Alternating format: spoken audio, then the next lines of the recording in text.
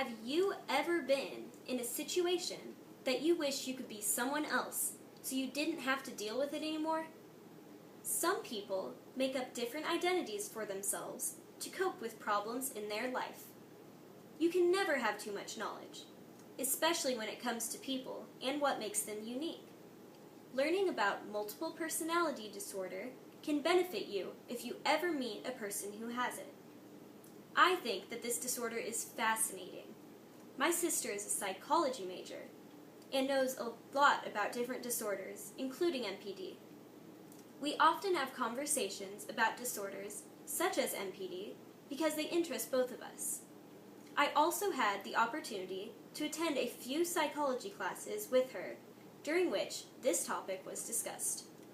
The first thing I will talk about in this speech is how MPD is unique. Secondly, I will discuss the misconceptions with MPD.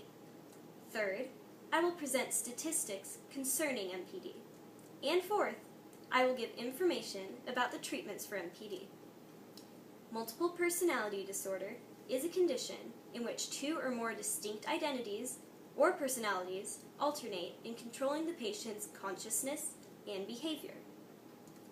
Multiple personality disorder is unique to each person who has it. People with MPD can have anywhere from 2 to 100 different personalities.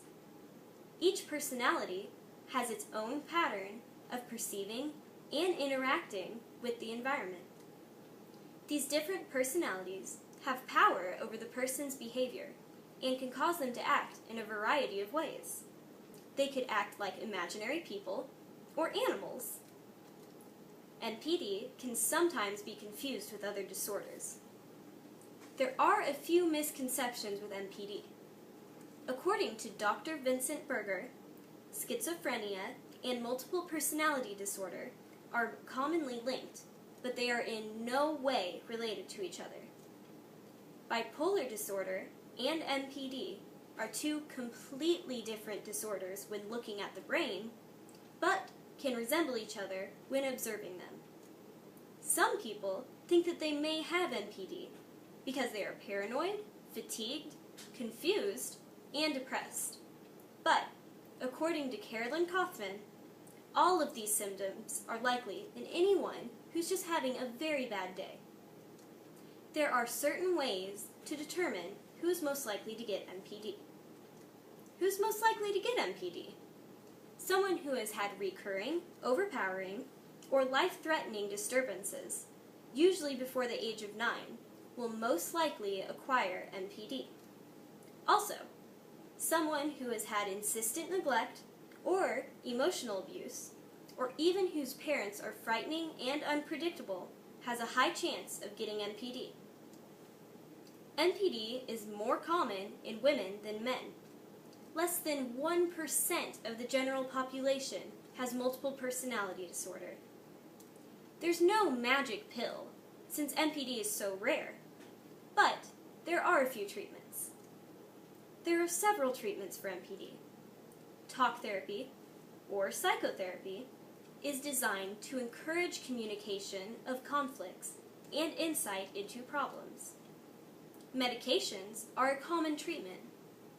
Hypnotherapy can help people with MPD achieve symptomatic relief, integration, and character change. Adjunctive therapies, such as art or movement therapy, have proven to help relax the body. Antidepressants and anti-anxiety medication are also used to treat MPD. However, these treatments are not guaranteed to get rid of MPD completely, or even help the person at all.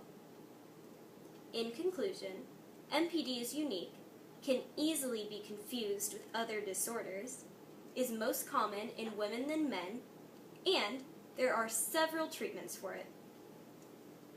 Some people make up different identities for themselves to cope with problems in their life.